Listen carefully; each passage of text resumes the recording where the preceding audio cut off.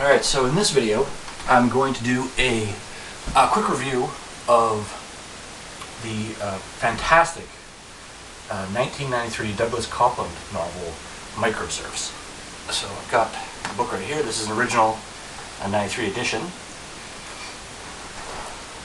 Very nice, simplistic cover design with an important sort of Lego type character here, which, you know, don't want to judge a book by its cover, but it certainly gives you some idea of what the book is about. Now, ever since I read that book when I was a kid back in the day, I've been a big Douglas Coupland fan, and so I have several of his books here as well. So his first book, Generation X, famously described the that generation, the MTV generation, in Salt Springs, where they are telling tales, so hence the title, Tales for an Accelerated Culture. And then he followed that up immediately afterwards with the book Shampoo Planet, about a younger brother of one of the characters in Generation X, who is living in kind of a hellish mall world, but ends up moving to the Pacific West Coast, and his goal is to basically try to get a job. And I have other Douglas Coupland books here, of course, Hey Nostradamus, very different book, but about the survivors of a school shooting takes place in Vancouver, BC, and others. I have a Player One around here, The Gum Thief, Generation A, and a few others. Now, anyway, but I'm not going to be talking about those. I'm going to be talking about Microserfs, which is a great book.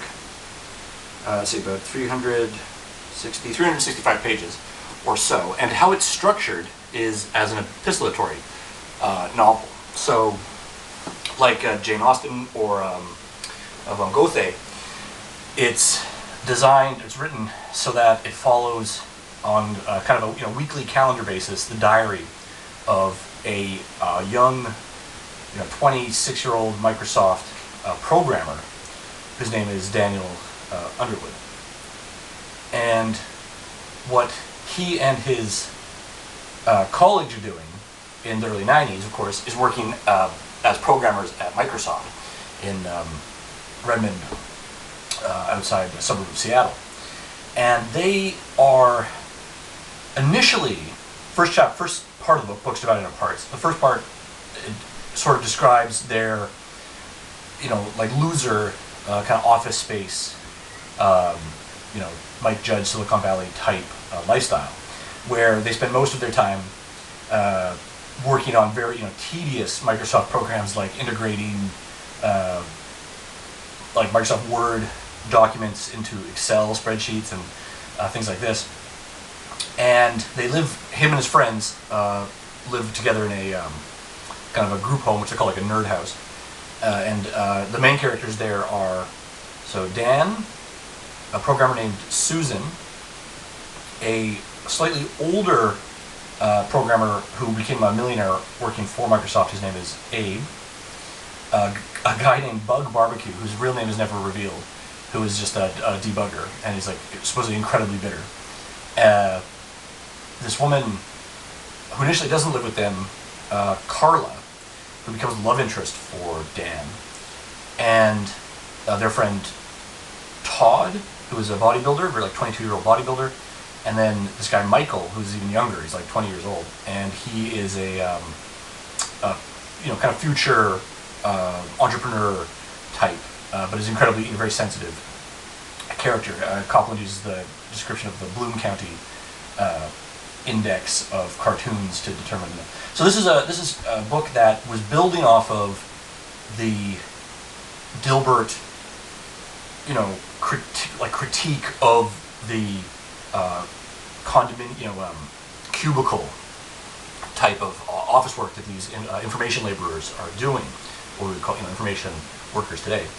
But they are in the very classic corporate sense human resources. So they're disposable, and they sort of they are very cynical and kind of ironic because they're engineers. So they have a very mechanical perspective of the world, but they also know that they're nerds and are still on sort of the front, the societal outcasts. classic Triumph of Nerds stuff, like as was portrayed in a famous PBS documentary. I do have Generation A right here as well. So this was a much later book that Coupland wrote. He also wrote, of course, the book J-Pod, which was turned into a TV show that he worked on writing and producing. So Microserfs takes place in 1993. It's sort of the beginning of the tech Silicon Valley boom, and the J-Pod takes place, I believe it's in about like 2006, so like 13 years later, and that's supposed to be kind of like the Google generation. And then Generation A, I think, is written in 2013, and it's supposed to, the title is derived from a Kurt Vonnegut quote about Generation Z. So whereas Generation X, Generation Y, Millennials, and Generation Z, and Vonnegut thought this was kind of sad for Generation Z because they become the end of the alphabet, so he rechristened them as Generation A. So the idea is, they're the future going forward. And so, of course, today those people are now just graduating, entering. Basically, anybody from like born, they say 1997 forward. So they're sort of they've graduated high school now, and they're entering college. In many cases, entering the workforce. The Generation A people. But this Microserfs is about the Gen Xers who are now entering this Seattle technical workforce. And like I say, Coupland's portrayal of them is basically that they're losers.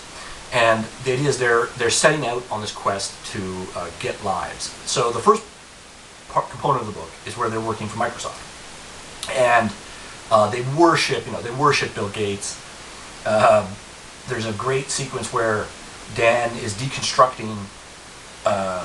They're always checking their stock quotes, and they're saying like, well, like today stock went up, a couple points, and so Bill Gates made $70 million, and Dan's like, I made nothing, because I'm a loser, he has no stock. Susan, the character, is waiting for her stock options to vest, and then she's planning to quit as soon as they vest. Now, anyway, so the first part of the book is where it just sort of establishes them working at Microsoft in this fundamental core group of characters, and the book begins with Michael being personally flamed by Bill Gates in an email over some code, and this sort of sets Michael off on this quest to sort of get out of Microsoft, to do something unique or independent. He ends up meeting with Bill Gates in a scene that's not described, and that's somehow like it tweaks his brain, and he realizes he needs to become the next great technical computer engineer, what have you, entrepreneur. And so anyway, he comes up with an idea for a program which is the title of the second part of the novel, which is called OOP, which stands for Object-Oriented Programming. And it's like a virtual Lego program, hence the Lego. So Lego's a theme that's recurring throughout the novel. Now, some people may recall back in the day there was a guy who designed an OOP-like program which was called L-Draw, and it was a virtual Lego, ran on MS-DOS. It was a virtual Lego program. So I don't know if this guy knew about OOP or had been inspired by reading the book. I don't know. But the concept was ahead of its time and was proven by L-Draw to work. And of course, Lego is still very popular today. So using Lego as a sort of leitmotif for the story is quite clever.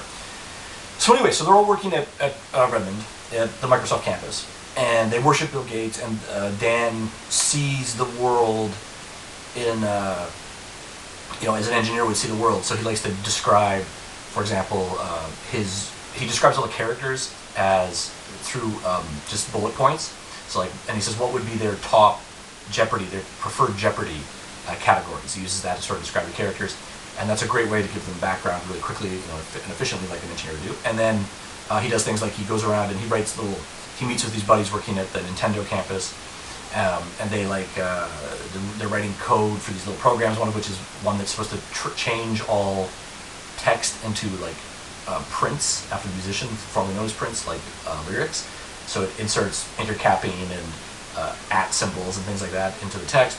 And Another thing that Dan does, is when he's describing the Microsoft campus, he breaks it down into percentages of components. So he's like, it's 60% Kentucky bluegrass, 10% redwood trees, 10% concrete, whatever.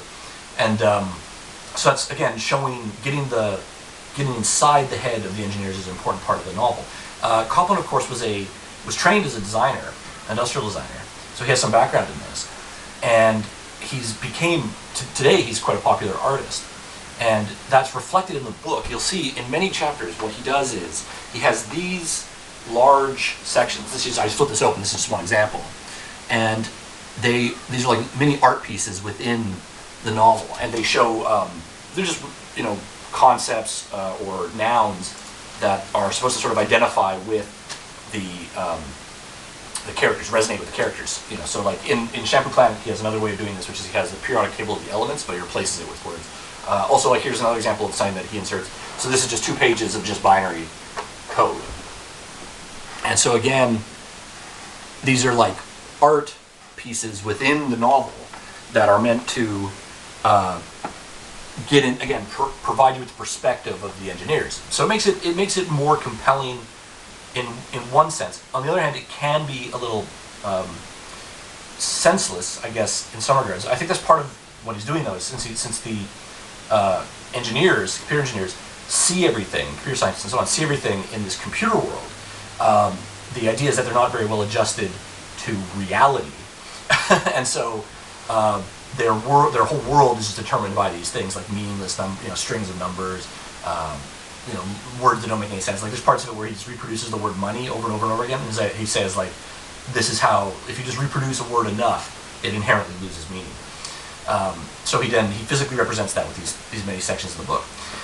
Now anyway, so what happens is, Michael, the young, super entrepreneurial, kind of autistic character, who's been flamed personally by Bill Gates, decides that he's going to now quit and start his own company at making this OOP, which would be his Lego game, basically. So he recruits all of his buddies working at the nerd house, the geek house, to go, they want to go move to Palo Alto, to Silicon Valley, which in '93, this is like just, again, it's Palo Alto's the place to be, Xerox Park, Douglas Engelbart, obviously these are older, but they're, Microsoft, Apple computers, all this stuff is like, has led to a technical revolution. Jim Clark, in the future, what will be Netscape, and so on, Silicon Graphics, all this stuff. It's all happening in Silicon Valley. So they want to go there and they want to make this game. So what they do is they recruit Michael recruits he uses some of Susan's vesting money as seed capital, and she gets equity. All these characters get equity in the new company. Michael recruits a guy named Ethan, who is a little bit older, sort of baby boomer type generation, late. So not quite a Gen X guy, but who has gone through, he worked for like Atari, I think he designed later, he worked on like a Pong prototype and that kind of stuff. And so he's been wealthy and before, and he comes in as the experienced a CEO of the company, basically. So he's going to market and sell the product. So anyway, so they with this Ethan character, Susan, Todd, Dan, Carla, Michael, and Bug Barbecue all move down to California, to Palo Alto, to go start designing the game. Abe, the millionaire who was working at Microsoft, stays at Microsoft, and he has this long-running email correspondence with Dan throughout the novel, and that provides, again, kind of breaks it up and shows you, inside their world, they're always reading emails, so how do you represent that? So Coupland inserts the actual excerpts from the emails, and they're, to make them sort of realistic, they have spelling errors, intentional spelling errors, and things like this. Again, kind of clever, and the book is, as a zeitgeist, cultural zeitgeist, it's ahead of its time, in that there are parts of it that are so on point. I'll give you one example, is where Coupland refers to a theory that Americans can only absorb one foreign-sounding name a year, and his examples are like Haagen-Dazs. And I mean, today we would say maybe it's quid pro quo, right? Look at what's happening with Donald Trump and his impeachment, So that's a very astute piece of cultural observation there. And there's other things like memes. Coupland describes memes, which are now today prolific and everywhere. And so that he was on the cutting edge here in '93, and multimedia is a big one too. Like everyone's talking about multimedia. I think Coupland must have personally gone to some like technical conferences. I'm not sure which will, possibly the Consumer Electronics Exposition, CES, in Vegas, but I'm not sure because that's the end of the novel. Is this they all go down to Vegas to CES? But I mean, it could be E3 or something like that. I'm not sure. But he definitely attended some of them because there's parts of the novel that have notation in them that are most likely his notation, describing, what the presenters were talking about at this conference about the future of multimedia, the future of the internet technology, and so on. Now, anyway, so this young bootstrapping entrepreneurial startup they move everything to Silicon Valley, and they start working there. Now, a recurring theme in the novel is, of course, again, the older generation of parents. So Daniel's father is living in Palo Alto with his mother, and I think he was working for IBM. And then he gets, and IBM, of course, being the archetypal Stone Age legacy, corporation where you work there your whole life and they provide for you and so on. And this is now totally contrasted with these Gen Xers where they're completely disposable and you have short attention spans, right? And they're just obsessed with the new thing, as Michael Lewis described it in his book about Jim Clark. But anyway, so Daniel's father gets fired. He's laid off from IBM, and he has kind of a meltdown, and he has to go try to reinvent himself as what would be called the crossover geezer, which is a concept described in this book by Sam Sifton, Field Guide to the Yeti. Those are the young entrepreneurial technocrats, i.e., kind of built off the Field Guide to the Yuppie, which I also happen to have here.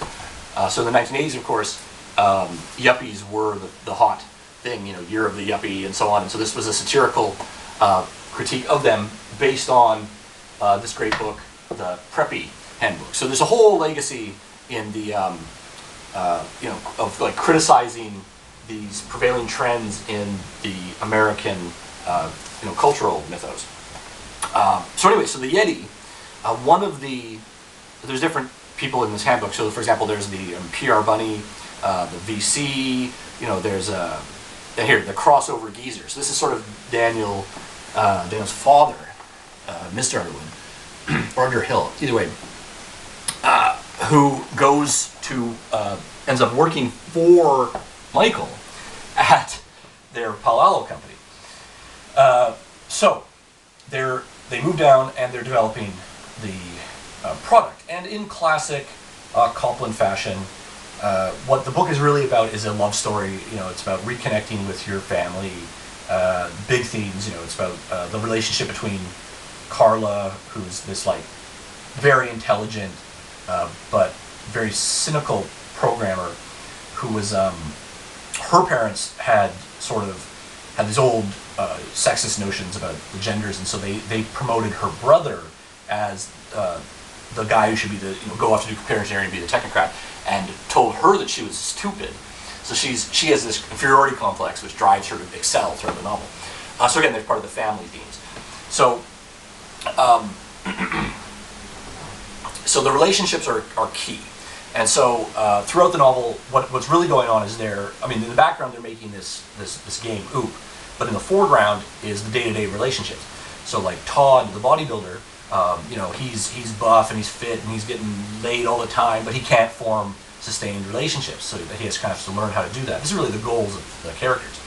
Michael, very interesting, and this is revealed later on, but he's kind of like the model for the incel would be today, autistic programmer type guys, real geek. So he can't really talk. He has difficulty having relationships with women, and Coupland has a great way of describing this, which is that he says geeks and nerds sort of treat their relationship with women as if it were an interface problem.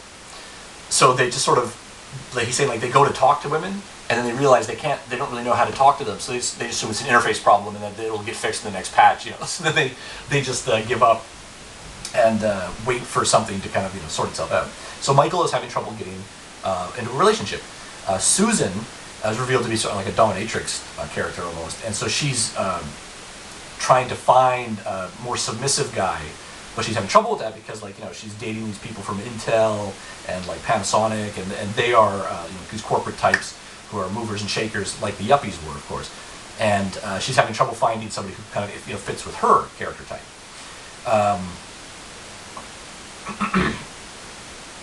Bug, spoilers here, but Bug Barbecue comes out as a homosexual, and he's also having trouble, of course, because you know, it's difficult, even in San Francisco, it's difficult for him to find a compatible partner. So he ends up, at first he starts dating a guy who is a like a hardcore body mod guy. He's into, like, you know, extreme piercings and all this, and Bug Barbecue isn't sure that he can, you know, he wants to be in that kind of relationship. So he's having trouble finding a partner as well. So again, relationships are the main theme of the novel. And as things go forward, the novel starts in September in the fall, and then about halfway point is December. They have a really bizarre nerd Christmas where because they're all poor because they've blown all their money trying to develop this game. They just give each other like AA batteries and like packs of chewing gum and things like this. I think somebody gets a printer, you know, or Xerox printer. That's like a big gift, you know. So showing how, you know, all they've got really is each other. There's that core, again, relationship dynamic, and they're confronting this emerging hyper-consumeristic, hyper-capitalist society. And I think Coupland's concern here is done very deftly, but his concern is, you know, how will love and religion is another big theme, of course, in all Coupland, and family, how will these things survive in this, you know, atomized, technical hyper-reality that is emerging. And so the novel studies those themes. So anyway, after Christmas, they're still developing the game. They go, Ethan takes Dan, they go meet with some VCs. The VCs shoot them down, so they don't get any funding for that. So they're really tight on the budget.